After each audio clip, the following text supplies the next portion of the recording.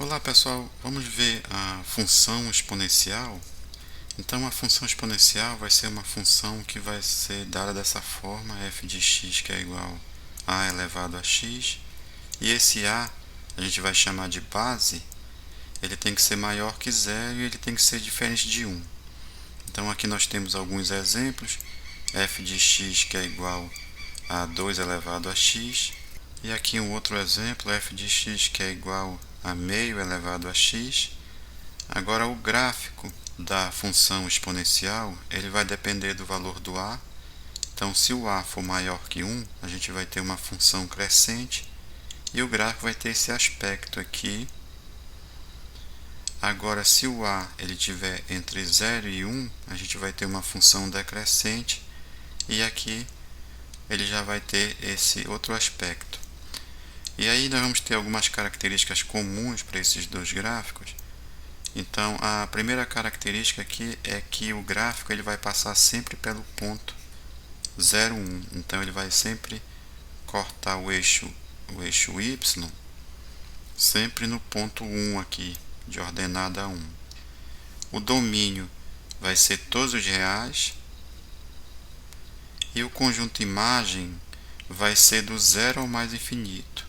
Então aqui vai ser aberto aqui no zero e vai até o mais infinito, tanto para a função crescente quanto para a função decrescente.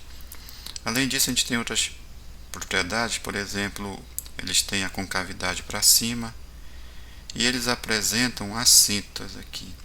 Então, no caso, se quando o x tende ao infinito, a gente vai ter uma assíntota horizontal. No caso aqui, a assíntota é quando o gráfico ele se aproxima indefinidamente do eixo x, mas ele nunca toca o eixo x. Tanto quando o x tende para um valor muito grande, aqui no caso da função decrescente, e quando o x ele tende para um valor muito pequeno aqui, negativo, né, na função crescente. Então aqui a gente vai ter assíntotas horizontais, que no caso vai ser o eixo x.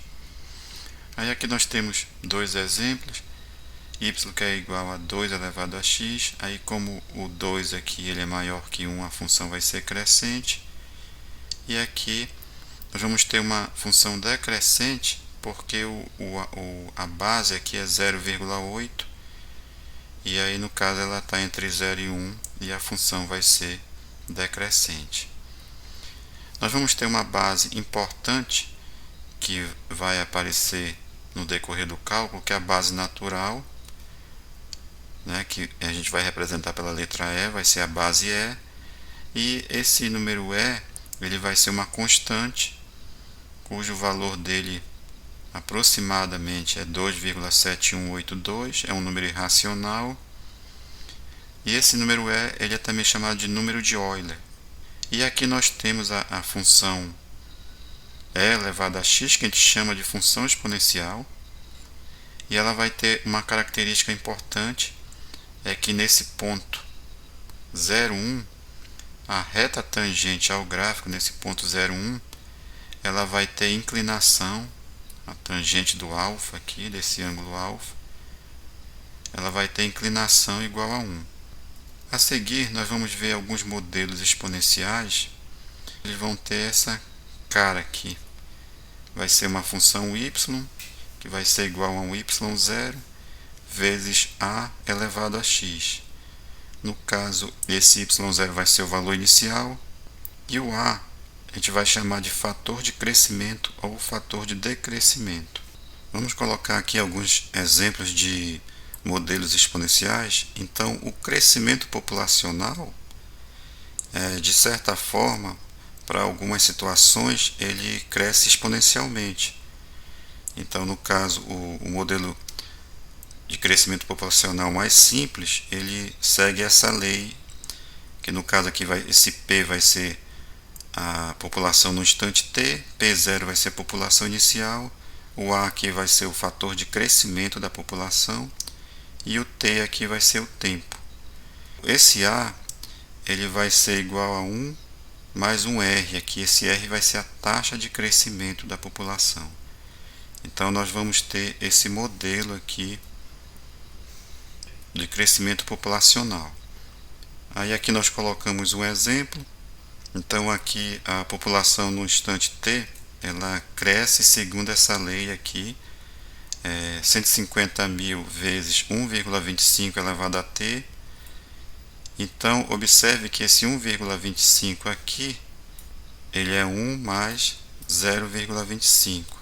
Aí no caso esse 0,25, ele vai ser a taxa de crescimento. Aí 0,25 é igual a 25%. Então, o que esse crescimento aqui populacional está dizendo é que essa população ela cresce segundo essa fórmula, e a população inicial é 150.000 e a taxa de crescimento é de 25% ao período aqui. Os juros compostos, eles são outro modelo exponencial. Aí aqui nós temos o montante, que é representado pela letra M, capital inicial, que é o C, esse I vai ser a taxa de juros, e o N ou T é o número de períodos, aqui no caso vai ser o tempo. Então o montante, ele também apresenta um crescimento exponencial no caso dos juros compostos.